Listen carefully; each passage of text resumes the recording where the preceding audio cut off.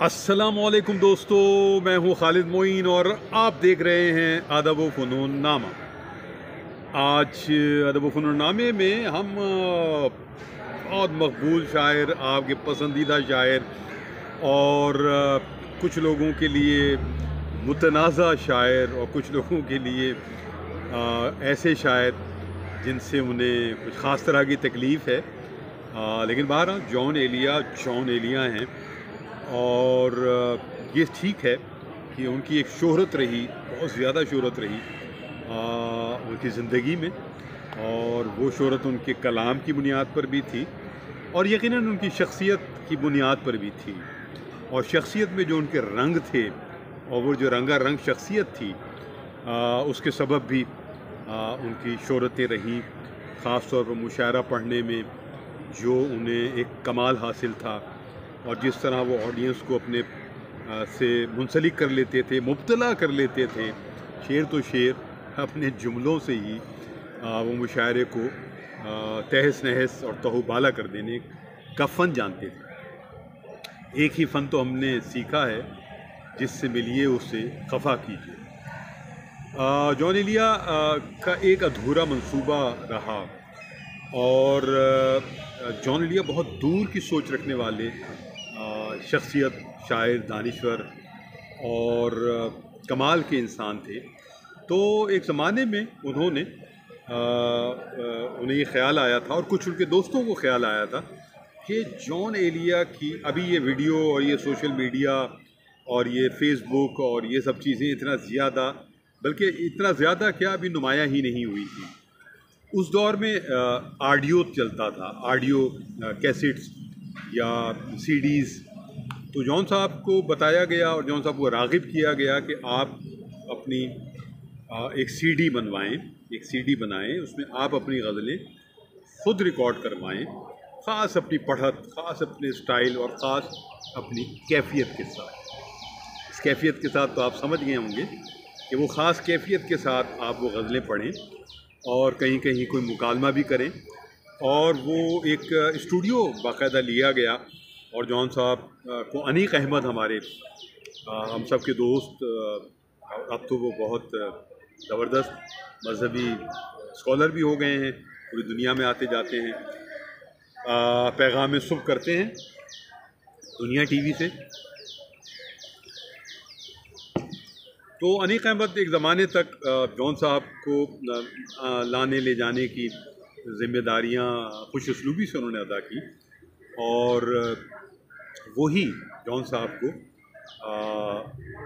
घर से लेकर और स्टूडियो तक जाते थे और वहाँ रिकॉर्डिंग होने के बाद फिर वापस पहुँचाते थे और मज़ीद भी उसमें सिलसिले रहते थे। तो जॉन एलिया ने बहुत सारी गज़लें अपनी और नज़में रिकॉर्ड करवाईं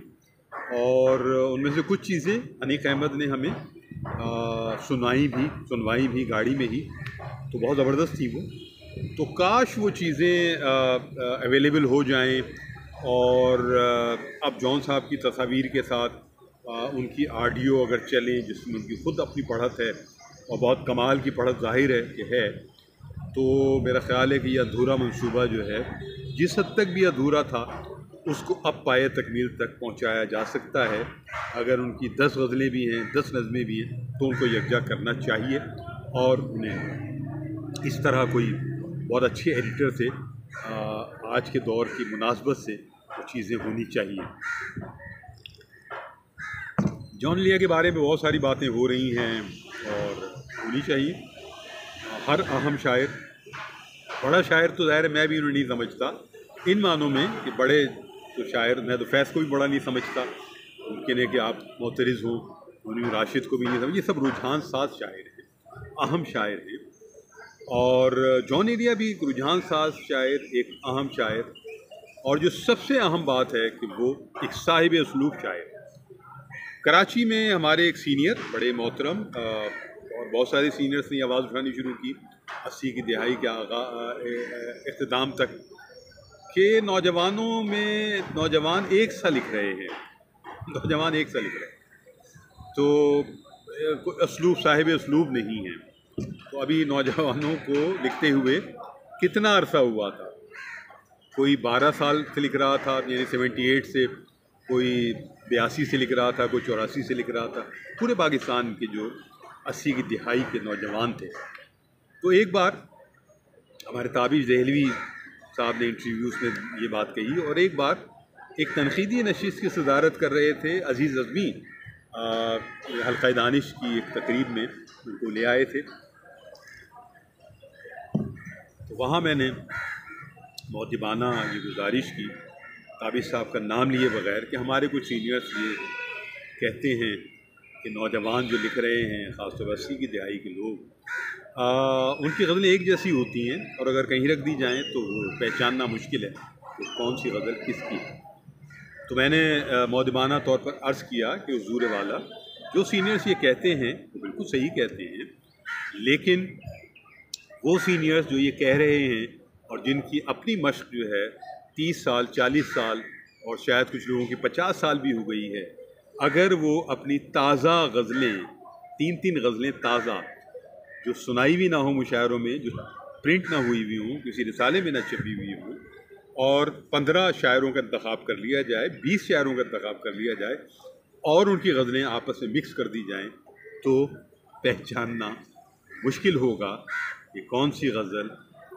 کس سینئر شاعر کی ہے. اس میں صرف ایک شاعر الگ سے پہچانے جا سکیں گے،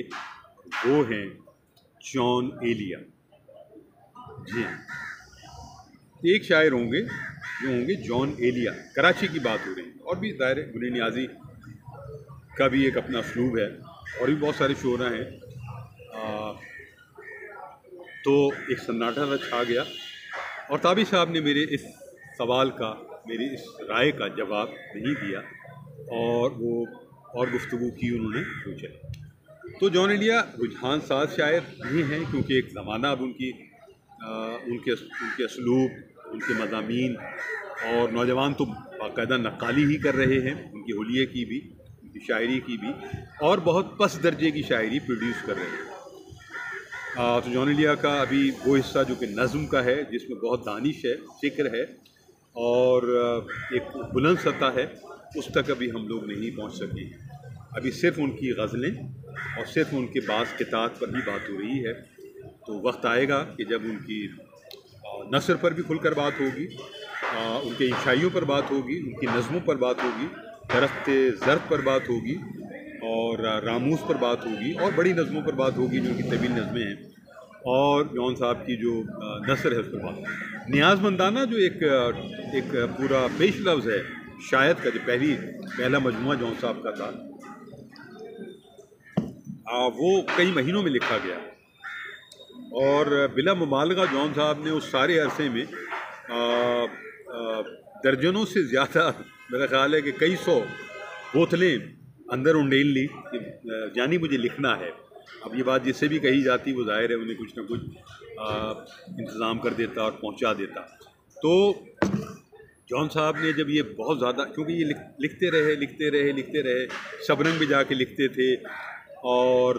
اپنے گھر پر لکھتے تھے، اور جگہوں پر لکھتے تھے، اور پھر وہ اس کو لکھنے کے بعد اس میں انیق احمد کو خوشخط کیا کرتے تھے، اور بھی لوگ کرتے تھے. انور شعور صاحب نے بھی خوشخط کیا اس سے، ان کے بولے ہوئے لفظوں وہ بولتے تھے،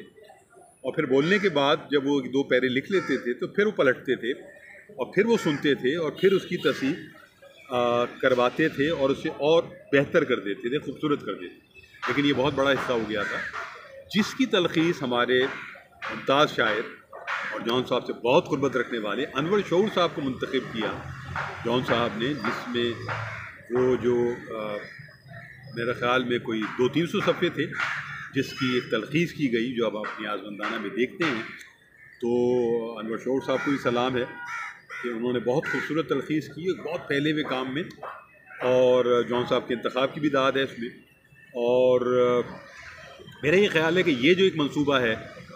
آڈیو کا، اس کے ساتھ یہ بھی ہونا چاہیے کہ جو پورا ایک سلسلہ تھا جس کی تلخیص کی گئی، جو نیاز مندانہ کی صورت میں آئی جان صاحب کے پہلے مجموعے شاید میں، اس سلسلے کو بھی پورا یکجا کرنا چاہیے جو بہت بکھرا ہوا ہے، اور پھر شعور صاحب کی خدمات حاصل کی جانی چاہیے، اور وہ پورا حصہ بھی جو کہ بہت زبردست ہے اس کو آنا چاہیے. یہ 2 ایسے منصوبے ہیں جو جون صاحب پر ویسے تو باتیں ہو رہی ہیں، ہم داد دیتے ہیں، جون صاحب کو یاد کرتے ہیں، جون صاحب کے بہت عاشق ہیں، ہر طرف ہیں. جو 2-4 ملاقاتیں بھی جس نے جون صاحب سے کی ہیں وہ بھی ان کا ایک دوست بنا بیٹھا ہوا ہے اور لوگوں کو متاثر کر رہا ہے، تو بھی خوشی کی بات ہے. جو لوگ جون صاحب کے ناقد بنے ہوئے ہیں وہ بھی جون صاحب کو مشہور ہی کر رہے ہیں اور شاید اپنے آپ کو ہی مشہور کر رہے ہیں، تو یہ بھی ہونے دیں. جون صاحب ایک زبردست شخصیت رہے ہیں کہ ان سے جہاں جہاں جیسے جیسے جو فیض اٹھا رہا ہے اسے اٹھانے دینا چاہیے. تو بس یہاں خالد میں ان کو اجازت دیجیے. اپنا اور اپنے احباب کا خیال رکھیے. ادب و فنون نامہ زندہ باد. پاکستان پائندہ باد. خدا حافظ.